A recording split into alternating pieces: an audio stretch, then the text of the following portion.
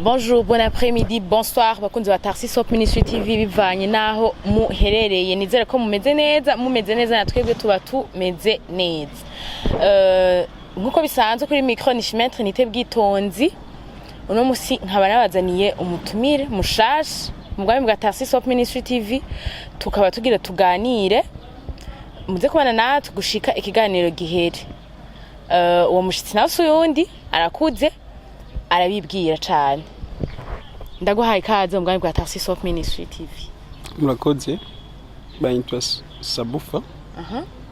Sabufa niryo zina ryawe abavyeyi baguhaye? Kubw'ivyo abavyeyi ifise amazina menshi. Ndafise iry'abavyeyi bampaye, ndafise igishure ryampaye, ndafise cy'umara wa scout wampaye. Uri umuscout? Nanje ni umuscout. Uri umusasheme? Yego. Abavyeyi bakwise gute? Abavyeyi banyise arakaza Skyfish. Skyfish. Yeah. Ishure riguha? Kubera mushure nakunda ndavyite kwisumamwo. Kwisumamwo Jean. Ngeze 6e narahinduye izina kugira nje kwicara inyuma. Warakunda gutrisha donc. D'accord. OK. Niyita Sabushimike Fabrice. Niko aciye wiyita? Iyo. Byari byoroshe none kwishura ko ushobora guhindura izina. Biba byoroshe 6e munyeshuri ari kure guhindura izina. C'est vrai. Ntabyo narinzi. Kuva mu wa mbere witwa Skyfish gushika mu wa gatanu 6e mucurahindura. Witwa Fabrice. Oui. Ucuraja inyuma. Kwicara inyuma. Niki kintu ndibega wararihindura? Yego. Iki kintu wari witwa gute? Nitwa Arkaza. Kora wicara imbere ushuje inyuma kubera Sabushimike S. Okay, hama Sabufa ryavuye he? Sabufa ni abbreviation Sabushimike Fabrice.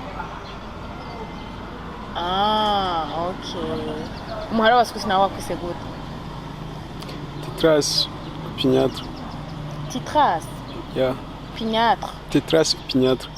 Okay, honorable Sachem ku bantu bazi umuhara w'abaskuti. Hama uri iki? Wewe Fabrice, nanje ndakwite Fabrice ko ndazi ntikaryo waciye ugumana.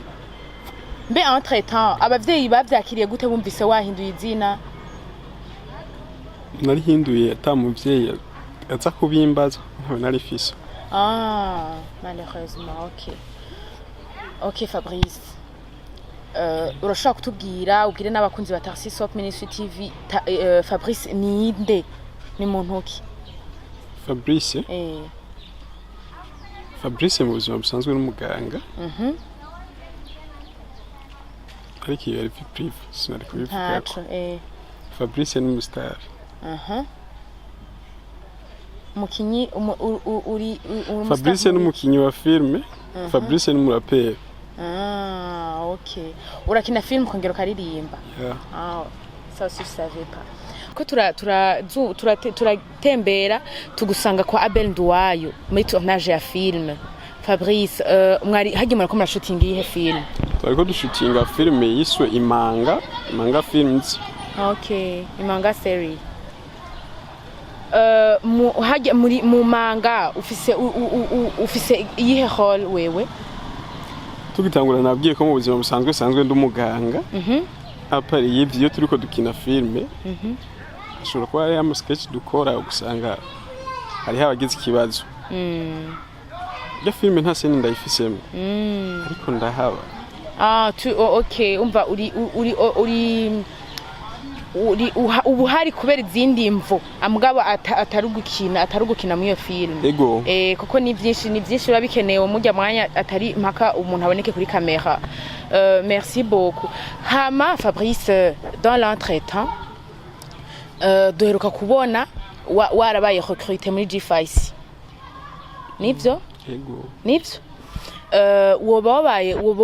wabaye recruté wahora ukina amafilme ahandi? Ego amafilme naho ndayakina. Ndagira n'imigwi ikina amafilme nkaza Farmhouse Team. Natanguye gukina filme mu ntara ya Ruyigi. Nari ndi mu mugwi witwa Hunter Team. niho natanguye kubyinjiriramo gusa icyo gihe niyo niga imanite maze kuva yonje ni Bujumbura rero urumva sinari kuguma nkinira hariya niko kucanja muri timu ya Abel. Okay. Ingahi Bujumbura ni G5 Jean yakurondeye yonyene canke hari handi matimu yakurondeye? Ivyo ni ibintu birebire.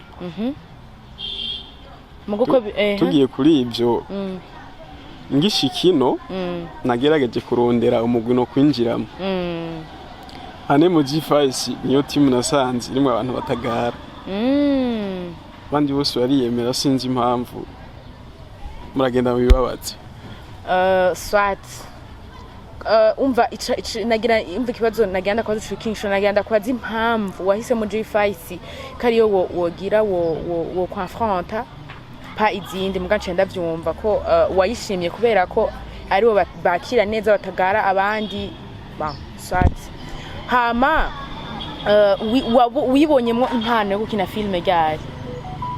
Impano yo gukina filme byo natwebwe abarundi kenshi tuvyibonamo tukivuka bikatugora kugaragaza bivanye naho tuba tuvuka. Burundi ufise abarundi benshi bafise tara ariko zinyegeje zitagaragara kubwaho bavuka. Ego Jean va intambamye wowe talent yawe wabonye kuva kera ugira intambamye yaho ubaye. Ego hama watanguye gukina filme ubwa mbere ryari? Natanguye gukina filme 2016 nari mfise 15. Umwana bwabonye ndagusumba hama wewe ntusumba ndagusumba nimba muri 2016 wari ufise 15 ndagusumba. Nuhari nese kubda kuri kangamo ndaza kwikweka hanyu swat kuva iyo 2016 jusqu'au gushika kwino saha nyene tugusanze. Bon, wavuze ko mu manga ufise andi mantu zeya mugabo umva kuba warabaye recruté muri G5 bisigura ko basohora bafise amafilme menshi bagira umva hazogera igihe canke nimba nubu ushobora kuba ufise zuri kura shootinga mugabo mu manga utari imwe. Ego umva hari izindi urimwo. Donc kuva muri 2016 gushika ino saha tugezeko ni izihe ntambamye ubona muri film? Ni ibihe bintu bikubangamira? Ntambamye Ntambamye mbona muri filme nuko benshi dukunda kuba dukorana bafise izindi mpamvu benshi baja muri filme bakwishyura impamvu z'amafaranga nk'akazi baje gukora. Shimye kubivugiraho ariko ntivyari bikeneye byo sije nari kubivuga ntaco. Benshi baje yirukira amafaranga. Nakubwiye kuva ninjiye muri filme ndamaze gutanguza imigwi 3. Iyo migwi yose natanguje bagenda uko yinjira je kurondera amafaranga akabona nta yariyo abagiye.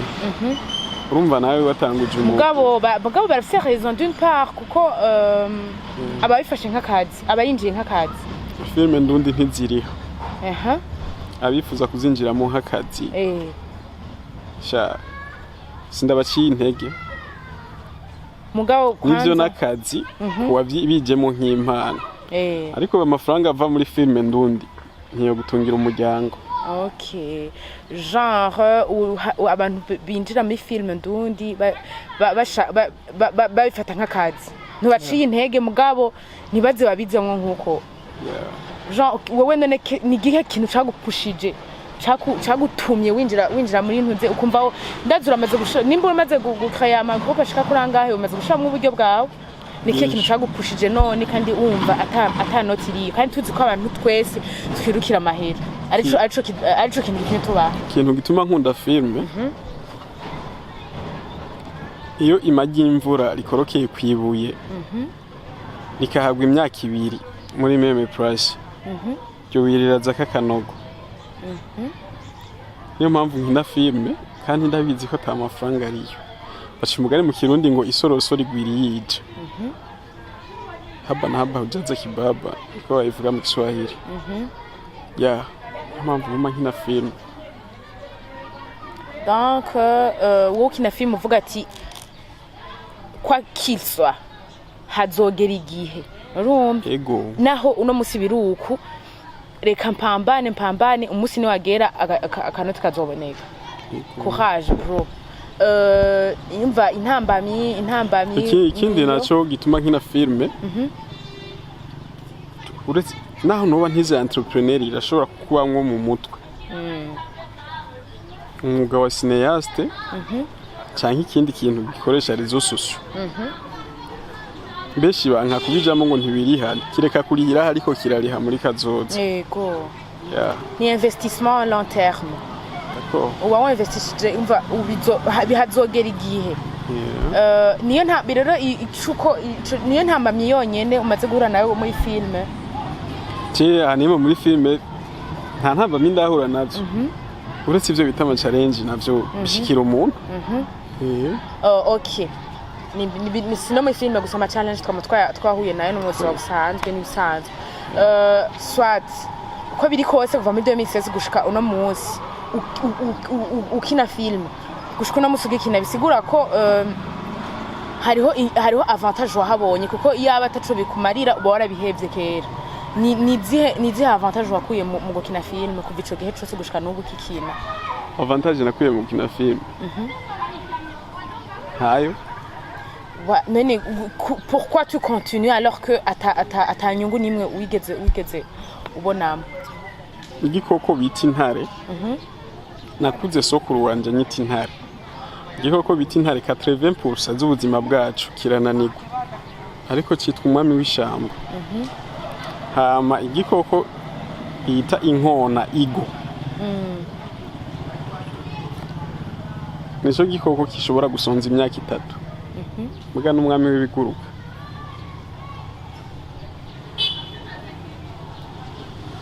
Qui veut dire sobanurira sinumva imigani bisigure ko basi ibarabara rifise ikorosi ry'ibubafu n'iry'iburyo umusozi ugira haduga n'ahamanuka.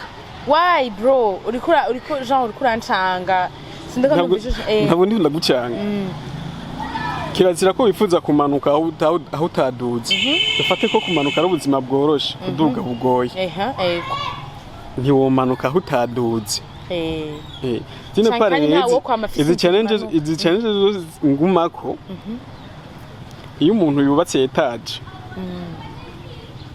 kave niyiba nini ukagenda araduga izo hejuru nizo ziba ntoya kugoregwa hasi rero ivyo biroroshe. Ok, donc toi nta nyungu urabona muri film muga wowe muri film kuva muri 2016 gushika muri 2023 ya 2024 2023 2024 il y a 7 ans 8 ans bientôt 8 ans. Oui. Et donc wowe muri ico gihe cose nta ntambamye urabona nta n'inyungu urabona ntambamye ni nyinshi tu wambwiye ko ari ama challenge tu gusa ntivyakiye umuntu ibibazo bishira hasi yawe apana ko bikuja hejuru bajya bijya hejuru niba usanga yasaze ugasanga ivyo yatanguye yabihevye.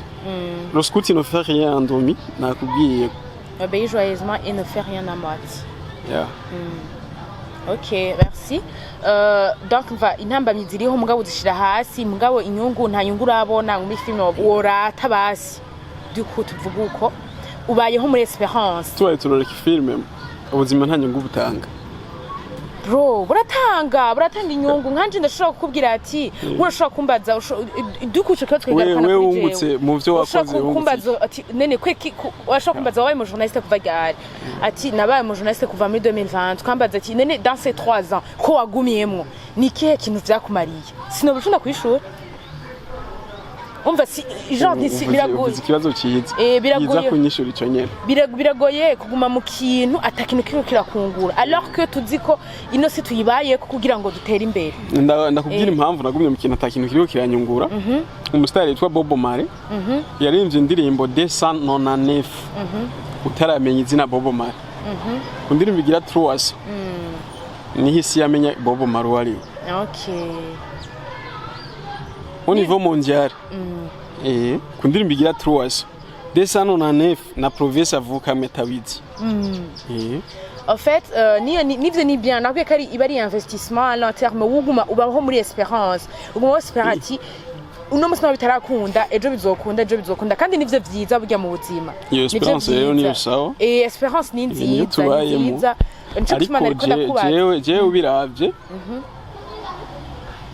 kuko hari abakina amafilme baronse sinizera nema kubera bande baronse hariho abenshi baronse kuko ntiwambwira uja kumubaza akakwemerera ko yaronse bya ariko ubuzima ntibugira akaburunga ahubwo bugira agakwa ariko kuvuga ko yahejeje kuronka yararonse muga ahajya gejeje arashaka kubandaniriza ubu rero avuga yuko yaronse nifuza kurenga aho yageze kuronka wewe wifuza kurenga naho nzoba afise ivyo afise sinzoba ndaronka no bro apana kuvuga sindiko ndaguforsa kuvuga ivyo waronse non mais dans la vie il faut toujours dire merci kuri hatugeze urumva umva kubona ko wagira ati ni avantage umaze kuronka muri film y avait beaucoup d'avantages none film nta bantu iraguha nta shuti iraguha film so shuti ya shuti ubuzima buratanga ishuti hapariye film oya muganda kubajije kuri film tuko turaganira kuri film iramaze kuguha inshuti nyinshi cyane abonzi nabo ntazi kubera ko none izo nshuti utazumva nk'ikintu kiri precieux kandi ari ikintu gihambaye gose urizerera mu bucuti bya abantu n'ibintu je ne pense pas nituko tuvyumva kumwe soit sinakubajije avantage sinakubajije inconvénient byose avantage zo kina filme ni moyen ya transfert d'un message uronumva ko bivuze niyo avantage mu le bro aragoye uwa mbere mwavyumvise ingene yambwiye ngo nta avantage ni un point c'est tout mais maintenant aratanga kuvuga yuko avantage ni quoi message moyen de transfert d'un message n'uburyo dutangamwe ubutumwa ubwo butumwa dutanga tuba dushaka kuzobusigira abazobubona abahari n'abazoba sisa niyo avantage umaze kubona muri film kuko niwo kwiyumvira kubandanya ikintu kitagufitiye akamaro c'est ça bro hama pour conclure kugira tugire genre tumere nk'abaheze ikiganiro hari abantu benshi bafite impano urumva ariko genre ubwo batinya canke bagize iki niki kintu wobahanura abantu bafite impano bafite impano mbwa badashaka kuzigaragaza canke bafite ubwoba bwo kuzigaragaza niki kintu wobahanura abantu bafite impano d'abord icyo ukora cyose ufite ubwoba ikizoje imbere donc premièrement bikuremo ubwo bwoba kuko iyi mfisi yikuyemo ubwoba iri ikintare mugabo yigumyemo intare iri ikimfisi nta kandi gakonseil wobaha kandi gakonseil nobaha kandi gakonseil nobaha nuko va mu ivyo by'ubwoba bakaja habona okay Fabrice tagushimira cyane wakoze cyane kunyitaba ukemera ko tuyaga kuri mu bwami bwa Tarsiso Ministry TV nizera ko nundi munsi nakurondera utazongambarari tuzongamburuka nko ngamburuka no munsi okay sezera rero abakunzi ba Tarsiso Ministry abakunzi ba Tarsiso Ministry TV nizere ko mwaryohewe ikiganiro cagenze neza mubandanye muri kumwe natwe mugire comment mugire like na share kugira ngo n'abandi bose babandanye bagirwa n'ibiganiro tubagirira turi kumwe ni wa wundi bakunda cyane Chemin Trinité ciao ku Ministry TV ni umuryango washinzwe ugamije gufasha abakene imfubyi n'abapfakazi batagira kirengera abana baba mwibarabara abasangwa butaka abarwariye mu bitaro ndetse n'imfungwa nawe nimba hari umusanzu wifuza gutanga duhamagare cyangwa utwandikire kuri izo nimero ziri kuri screen.